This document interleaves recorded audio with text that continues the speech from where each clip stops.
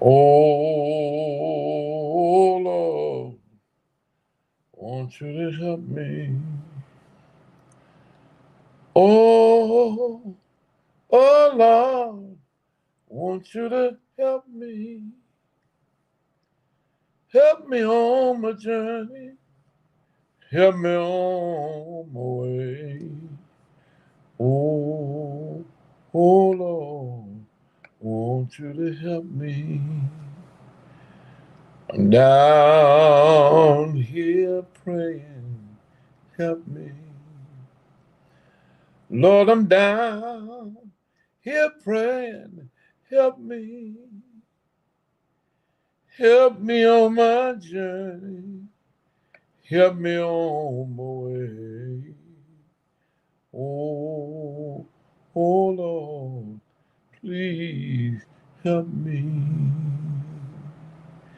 Oh, oh Lord, help me. Oh, oh Lord, help me. Help me on my journey. Help me on my way. Oh, oh Lord, please help me. Lord, I'm crying. Help me. Lord, I'm crying. Help me. Help me on my journey. Help me on the way. Oh, oh Lord, please help me. Oh Lord, please help me. Oh, oh Lord, help me. Lord, I need you. Oh, oh Lord, please help me. God bless you. God bless you. I'm excited about seeing you all on with us. I hope that you've informed others that we are only on the Robert Smith page for the moment. I thought I had resolved the issue on last night and I would be on all of our destinations. But when I got back to my laptop this morning and tried for the other destinations, it refused to let me go, but I'm glad they at least let me on this part, and we'll finish up when we get back to Detroit, trying to reestablish ourselves. I think that's what I'll do. One man tell me to wait until we get through with everything in the church and get it looking like it should. Some of you know we got a grant for historic restoration. God bless us in a mighty way. Um, you may know that we've been working on our roof since 1991, and every time we fix it, we get the same problem. Well, it turned out to be a citywide problem. All of our drains were over 100 years old and too small to handle the new climate change rains. And so it was with our roof, but each roofer just came in, of course, and fixed the roof. But with the blessing of um, this great philanthropic society that chose us, the only church in the state to get this kind of grant, a huge, huge grant.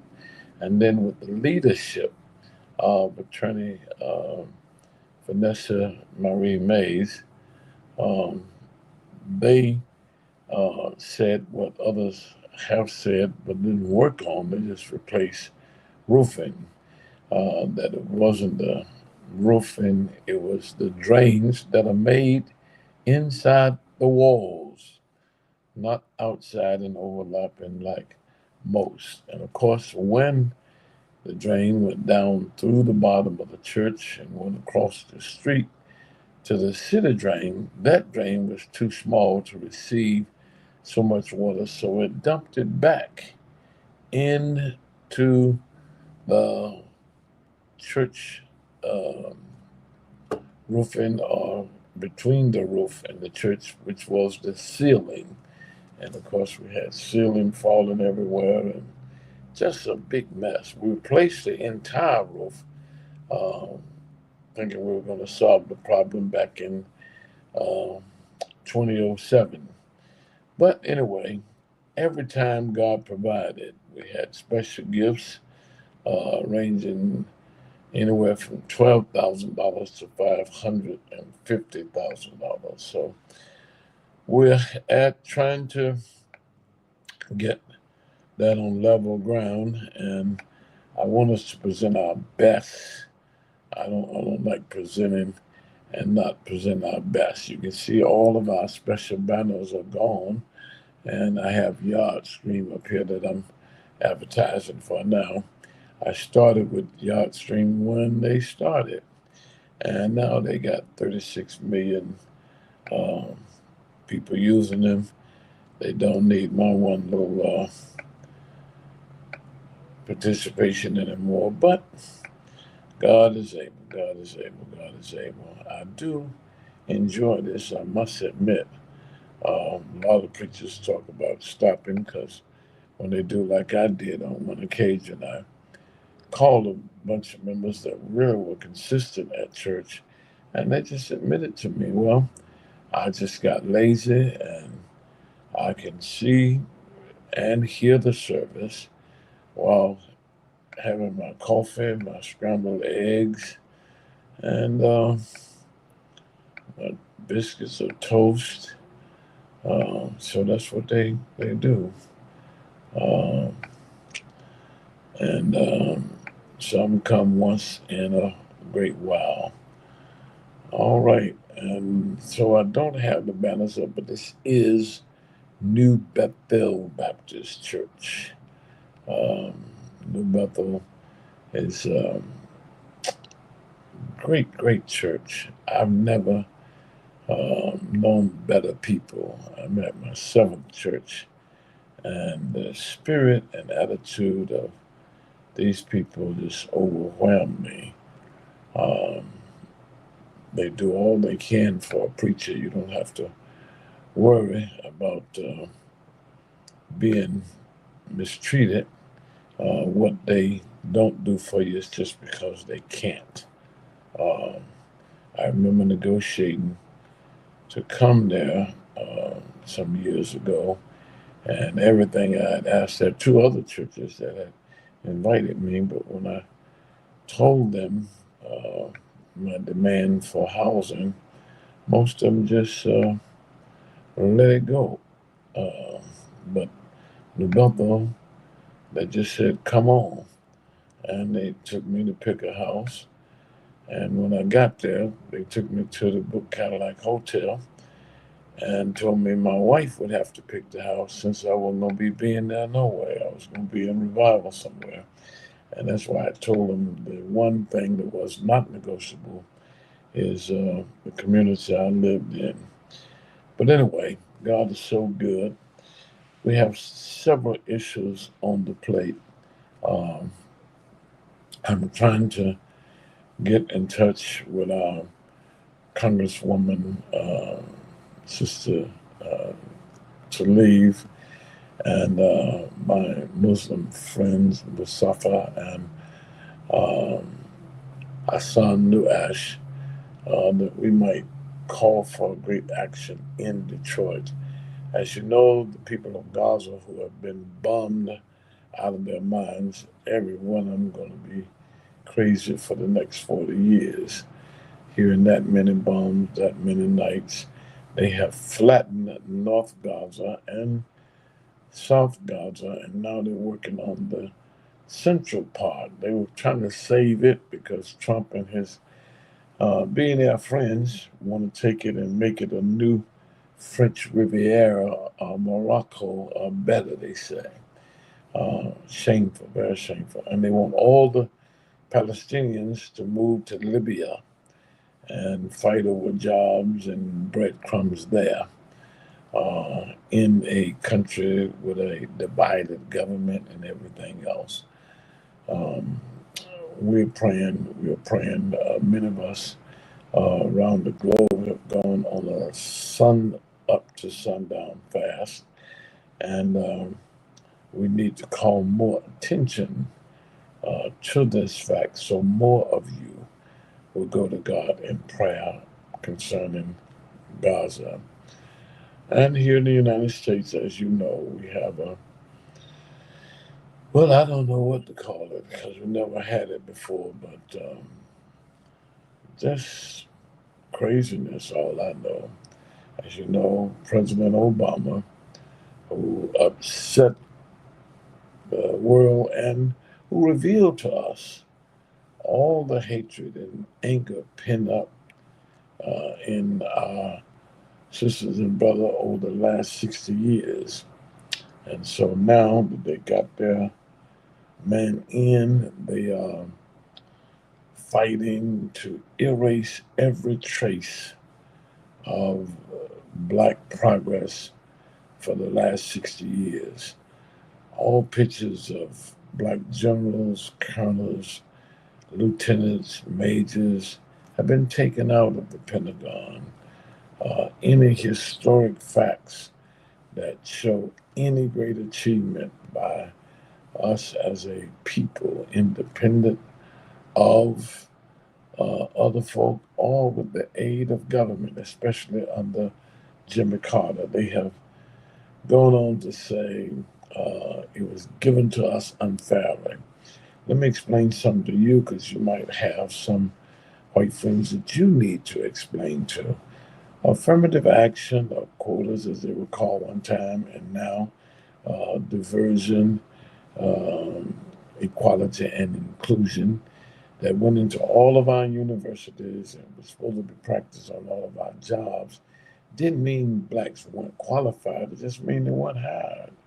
Uh, a white friend of mine, I use the word white, whatever, he's a European, would be the best description. He explained to me that he was supposed to get a spot in the college because he was an A student, and they gave it to a black boy who was a B student. So I explained to him that black B was better than your white A. He said, "What do you mean?" I said, "Well, take it like this.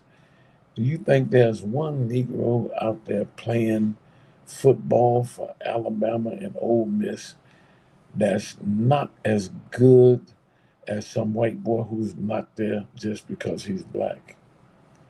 Now, you know why they got him. They got him because he was the best. So I explained to him that I lived across the street from the black high school. In that high school, they had one microscope, one ONE, for every class. The whole 12th grade class, whether there were four groups or five groups or three groups, had one microscope. And so your teacher would actually do all the lab work, and you come in and put your eye uh, on the microscope for 30 seconds and move on. And now you're talking about you've seen protoplasm. You didn't really have time to see it. You didn't understand the process of um, setting the slide and setting up the test to make the plasma visible. Same thing with your frog. All of us skin a frog and put him in a chemical to preserve him and stuff, but we didn't have the time because we had the one microscope. Then, as a joke, a cousin of mine, we stopped at the big white school with 2,200 students and big rubber flags hanging everywhere, which means to us, whether it means to them or not, that the Ku Klux Klan run this place. That was usually what that meant when you saw a guy with a tag on his car, a rubber flag, hanging over the schools. And we dared each other to go in, and we took the dare. We went in and registered. We got home and told our parents and thought it was going to be a joke. They said it wasn't a joke. We actually had to go to the school. And on the first day, the man gave you your microscope. Your microscope. Put in your locker, come to the lab when you get ready. I said, my goodness. So if a person went to a black school, got a B with one microscope, you get an A with your own personal microscope and a $20 million electronic microscope in the lab. Now you can understand why. So most of the blacks, I'm not saying all, but most of the blacks um, who got into the schools and whatnot, they were better, just as the football players were better. Bear Bryant, when he left Kentucky, went to the University of Alabama, he wanted black players. They told him we didn't need him. So he invited um, USC to Alabama and let them just beat them down into the ground with those black running backs. And so the guys quickly agreed, the athletic leaders, get us some black running backs in here. And they did, and the rest is history. Well, we thank you for being here. I'm glad to see you, Sister Marguerite Simpson Johnson, my good deacon and good friend. And I always love her for loving my son Conderidge. She really, really helped him a long, long ways. And she came to us through him. So glad to see you on board, Marguerite. I'm looking for you and all of the family Sunday, but especially on first Sundays when Little Conderidge preaches. I would like for you all to be there, especially those young boys. You know, we got to get people in New Bethel under 20, don't we all be dead the next 20 years? And I'm not saying that to frighten anybody, but if you, my age, you got sense enough to know that if you got a better home, you want to move to it while you're in pretty good shape. You don't want to stay here and get dependent on everybody and everything and don't even know you're here. How good the Lord is. Mary, I was so worried about you. I was so worried about you because I didn't know whether you would find us or not being at one of our other destinations. But it is good to see you. It is good to see you. I'm going to have to try to message you and get your number, some other folk numbers, so whatever happened, I could fix it so I can get to you. There's Devin out of Pennsylvania. Thank you for being in service the other day, Devin. Hope you come back to Detroit again real, real soon. How good the Lord is. There's Reverend McCree. And Reverend McCree, you see, I got the little touch by compassion going today. They had taken all that off for a couple of weeks, but we got it back right now. And thank God for that. How good the Lord is. Praise his name. Praise his name. There's the Reverend Regina. God bless you, Regina. How good the Lord is. Matter of fact, they got you up here twice and on stage. How good the Lord is. There's my friend, my friend, my friend. I was trying to call you last Friday, Beverly, for coming here. I got to reestablish your number in my phone, I guess, because I couldn't find it nowhere. How good the Lord is. Now they're sending me a note saying when streaming to a profile, viewers' comment won't show up unless the stream is public on Facebook. By default, it is friends only. Okay, so all you make sure you friend me. Um, if you're not, you're just riding right now. But I guess that's the new status of things. Well, I don't see the deacon's daughter. That's very unusual. Very unusual. Don't see Sister Dorothy and several other people I'm used to seeing. And I got a really short little thing here, 4 comments to start with. It's usually much, greater than what it is now. But I thank all of you for being on with us. Hope that others who are on Haiti Mission Lines, and some people typed me yesterday, text messaged me yesterday, um, but others I know are out there lost, saying they couldn't get me. We couldn't get there last night. I'm in a place called Barton, Florida. Very unusual situation. The church I'm preaching at, the pastor was an NBA player. You know what that means. And the son is now an NBA player with the Indiana Pacers. You saw him in all the playoffs. They made it all the way to the finals. And that makes it really, really different to be with folk with this kind of independence that they must have financially. But let me say this, they're some of the nicest, most humble people I've ever been around. They don't act up in any way because they've been so super blessed. Well, it's good to have you all, and we're going to go into prayer. Um, it's fixed this morning where I really can't get my music and be on the same page at the same time here. So that's why we're doing it like we're doing it. Things will, something to happen when you pray. I said, things will start moving whenever you pray. You just believe, you will see. My God will give you victory. Thing will, sure will, it'll happen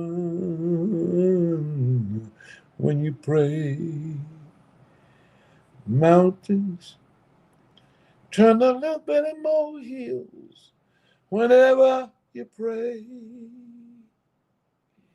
All your darkness turn the light. Everything will, it'll be all right.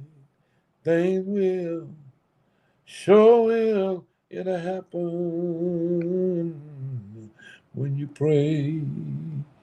Jesus gets a little nearer when you pray. I said, Jesus is a little nearer whenever you pray. He'll get right down in your heart. All of your guilt will depart. Thing will, sure will, it'll happen when you pray. Listen, nothing happened till I pray. I said nothing happened till I pray. When I went down on my knees, I asked the Lord, come and see about me. And thing will, sure will, it'll happen when you pray. 5 o'clock in the morning, things will, it'll happen when you pray. All by yourself, things will, it'll happen when you pray. You can be in the jailhouse, in the hospital, on the job, in your kitchen. You just call him, call him. Things will, sure will, it'll happen when you pray. Let us bow. Our Father, I thank you for these people. They make me feel so good about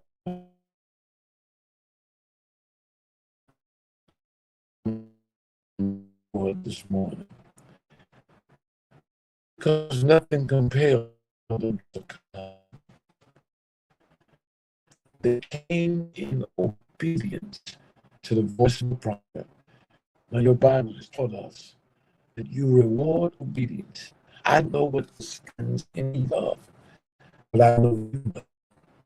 You know their addresses. You know their heart. You know their heart's desires.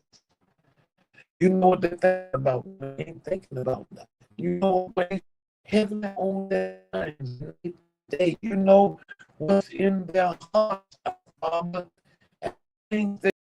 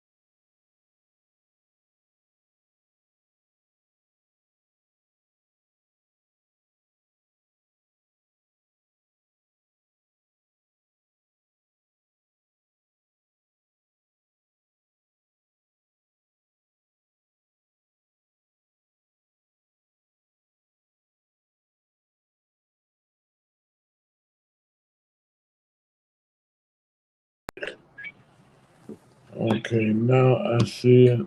No, I see it again. Look like it's there it is. You Yeah. back. All right. God bless you, friends. Glad to be back. It's been tough. It's been tough, but thank you for being here. I don't know how much of the prayer you heard, but I know God heard it. And that's who I was really praying to. I was praying for you, but I was praying to God. God bless you. Thank you so much. Thank you, Adrena. You worked so hard. You worked so hard. And I did get the text yesterday about 7 o'clock last night. But we trying to get reset with um, yard stream here. We're gonna do one thing later. Carletta, thank you. Thank you for keeping in touch. God bless you. God bless you, and God bless yard stream. Thank you, Deacon Levi. Thank you. Thank all of you who are on. We'll never get to all of you. I got a short window here for comments, unlike it usually is, where I have about 20 at a time. It's real short. God bless you again. Thank you. Remember, today is a good day to have a good day. God bless you.